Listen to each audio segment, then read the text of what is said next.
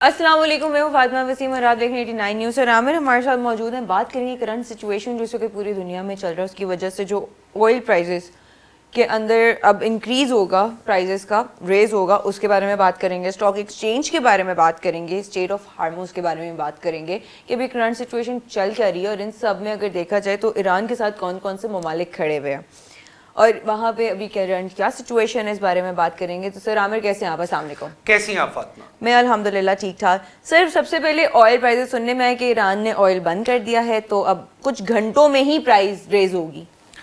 देखिए, एक बहुत बड़ी जो ट्रांसपोर्टेशन है वो ऑयल की, वो कहाँ पे होती है, और प्रोडक्शन दुनिया की ऑलमोस्ट 20-25% ऑयल प्रोडक्शन और दुनिया की 30-35% गैस प्रोडक्शन जो है वो इसी गल्फ़ के रीजन में है। और गल्फ़ के रीजन में कौन है? ईरान के साथ कुवैत है, इराक के साथ फिर बहरीन है, कतर है, and UAE and Saudi Arabia of course. अब ये ऑयल जो है वो ट्रांसपोर्ट कहाँ से होता है? वो इसी स्ट्रेट ऑफ हॉर्मुज से हो रहा है।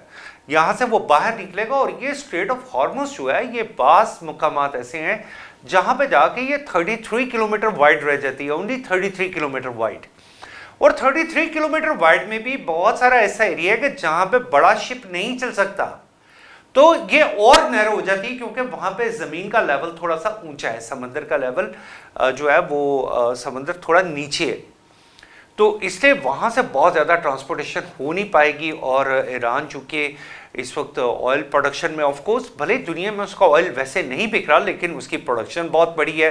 कुवैत की बहुत बड़ी प्रोडक्शन है, यूएई इसी तरह, फिर गैस में कतर, बहरीन, ये सब तमाम ममालिक जो हैं इनका एक बहुत बड़ा इनकी इकोनॉमी का कंट्रीब्यूशन है। उस कंट्रीब्यूशन का अब जैसे ही पता चलता है कि डिमांड एंड सप्लाई में थोड़ा सा इफेक्ट आया है तो फौरी तौर पे प्राइसेस बढ़नी शुरू हो जाएंगी।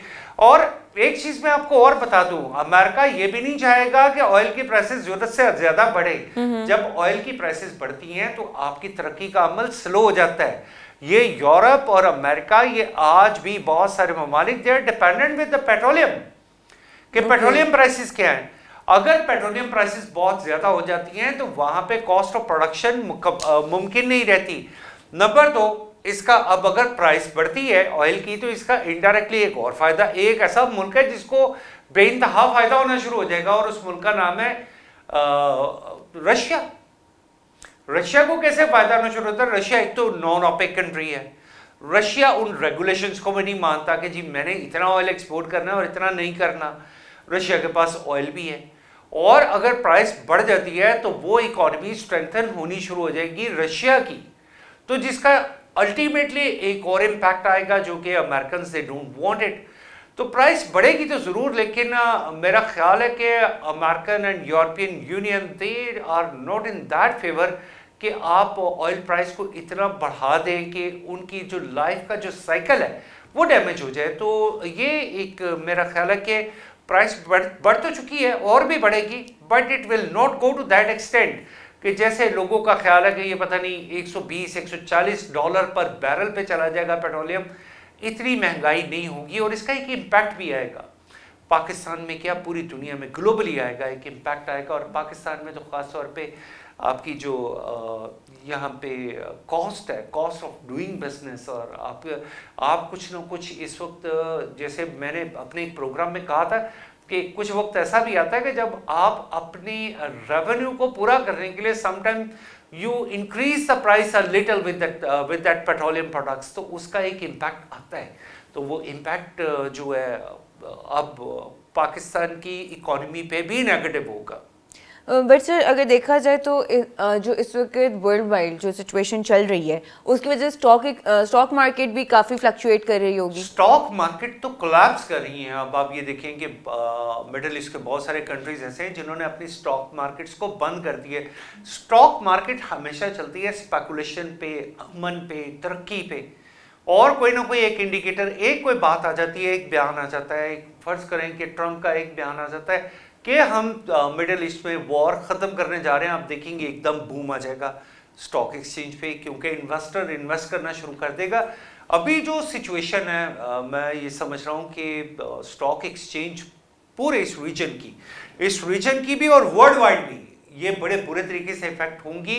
और मोस्ट प्रोबेबली डॉलर की प्राइस जो पहले ही बहुत ज़्यादा है, वो डॉलर की डिपेंडेंसी की वजह से, सॉरी गोल्ड की प्राइस, आपकी गोल्ड की प्राइस जो है वो इंक्रीज होने का चांस फिर हो गया है कि गोल्ड की प्राइस इंक्रीज होगी इस वक्त जो सिचुएशन है।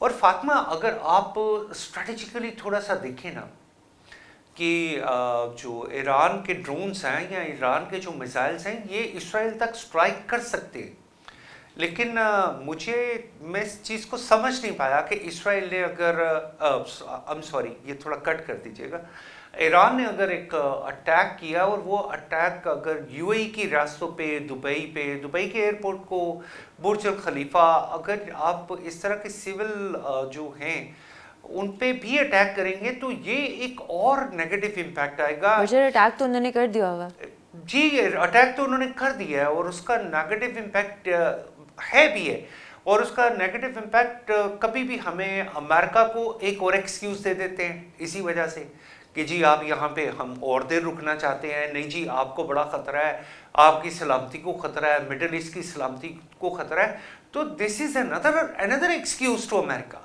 हम उसको कैटर नहीं कर पा रहे, बल्कि हम उसको क्या कर रहे हैं कि हमने उस वॉर को थोड़ा सा फैला दिया है उस एरिया में जहाँ पे हमें नहीं फैलाना चाहिए था। Iranians they are fighting very bravely, मैं एडमायर करता हूँ उन्हें, लेकिन अगर वो अपनी फाइट को थोड़ा सा फोकस करें। देखिए अब आप साइप्रस पे भी जो एक पोस्ट है इसकी, और वो पोस्ट है इंग्लैंड की, वहाँ पे भी यूके की है और वहाँ पे भी हमला किया गया। बिल्कुल ठीक है भाई, ठीक है, वो एक गैर मुस्लिम है या वो उनका साथ दे रहे हैं तो ठीक है, आप उन पे अटैक करें। अब या दूसरे नंबर पे अगर आपके ड्रोन्स, आपके मिसाइल्स इसराइल को हिट कर रहे हैं, और वैसे मैं माजरत के साथ मैं वाकई कंडेम करूँगा कि जिस तरीके से इसराइल के रूहानी पेशवा आयतुल्लाह खामेनी जो हैं, अली खामेनी, उनको शहीद किया गया और इतना प्लानिंग के साथ किया गया, और उनकी पूरी फैमिली को आएगा शहीद, पूरी फैमिली को, और फिर उसके अलावा 48 अदर दैट मेंबर्स। वो 48 मेंबर्स कौन थे? जो कि उनके सुप्रीम लीडर्स थे।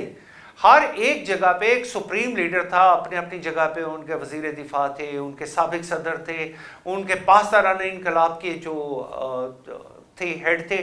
तो इस तरह करके वो उनकी एक सुप्रीम कमांड को, तो फातिमा ये एक ऐसी जिसे मैं कहता हूँ ये तो गद्दारी है ना जी, और गद्दारी भी कोई छोटी गद्दारी नहीं है, गद्दारी भी उस जगह पे की गई। आप दुनिया जानती है कि दुनिया में ट्रैक करना it is not that difficult.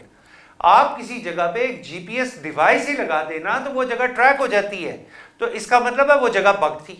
अगर वो बग थी तो उसे बग करने वाला कौन था? वो बग करने वाले तो ईरान के वो जिन्हें हम कहते हैं हमेशा मुनाफिकीन, जिन्होंने ईरान को अंदर से नुकसान पहुंचाया, और वो खामेनी साहब जो हैं शहीद हो गए, उनके बड़े करीबी साथी होंगे जिन्होंने उसी जगह को पिन पॉइंट किया, या तो वो मिले में होंगे उनके साथ। भाई डेफिनेटली वो मिले हुए हैं, उन्होंने इतना एक स्पाई सिचुएशन जनरेट की है, तो वो मिले हुए थे। और ये एक सिनेरियो ऐसा है कि जो मैं समझता हूं कि ईरान के लिए थोड़ा सा अलार्मिंग है। ईरानीज as a nation, they are very good, they are very brave, they have a great history also, they don't want to give up, they should not give up, मैं भी ये कहता हूँ। लेकिन ये जो आपके अंदर ही मुनाफिकीन बैठे हुए हैं, इनको आइडेंटिफाई करना भी ईरानियन गवर्नमेंट का काम था, कि ईरानियन गवर्नमेंट उनको देखती कि ये कौन लोग हैं। अब इस सारे सिनेरियो के बाद अब वो अगली बात क्या कह रहे हैं हमारे प्रेसिडेंट ट्रम्प साहब? वो कहते जी कि हम नजर रखे हुए हैं उन तमाम लोगों पे, उन तमाम के who is going to be the second in command, और हम उन पे भी नजर रखे हुए हैं। You are threatening to who? क्या ये एक तरीका है कि आप किसी मुल्क को जो है वो अपने साथ मुज़ाकरात की टेबल पे, और जैसे फातिमा मैंने आपसे जिक्र भी किया था आज से एक हफ्ता पहले, मैंने आपको बड़ा क्लियरली ये कहा था अपने इसी प्रोग्राम में कि अमान के जरिए ये जो डायलॉग्स कर रहे हैं इसके वॉर को रोकने के लिए, ये डायलॉग्स नहीं है बल्कि ये एक स्ट्रेटेजी है। ये अटैक करेंगे ही करेंगे और ये ईरान पे हर सूरत पे हमला करेंगे। तो आज आप देख लें, वो अमान ने खुद कह दिया, उनके वजीर खारजा ने कह दिया कि although we were trying to stop it but it was out of our control. But sir आपको क्या लगता है अब सीज फायर होगा मेरा नहीं ख्याल, चूंकि अमेरिका खुद इन चीज़ में इन्वॉल्व है। देखिए अमेरिका भी इन्वॉल्व है, इसराइल भी इन्वॉल्व है, और अगर आप ग्लोबली ये देखें तो China have really condemned this act, and the Chinese they are always like this, that they don't like to go for the infiltration.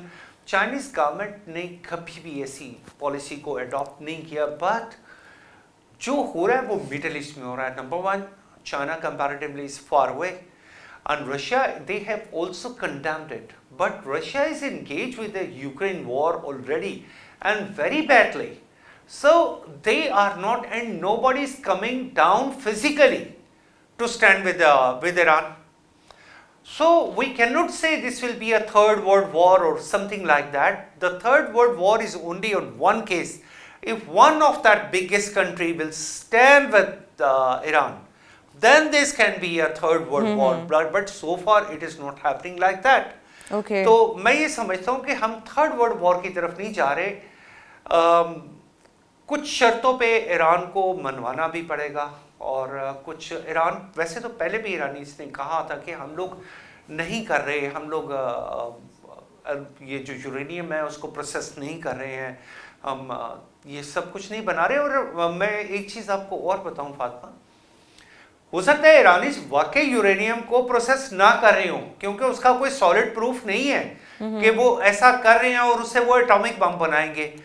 भाई 1990s में जब आपने इराक पे हमला कर दिया और इराक को कहा जी कि इराक में एमुनिशन ऑफ मास डिस्ट्रक्शन है, और पूरे इराक की ईंट से ईंट बजा के रख दी, तब आपने जब कब्जा कर लिया पूरे इराक पे, तो आपने फाइंड किया कि जनाब यहाँ पे तो कुछ भी नहीं है, यहाँ पे तो कोई एमुनेशन ऑफ मास डिस्ट्रक्शन है ही नहीं है।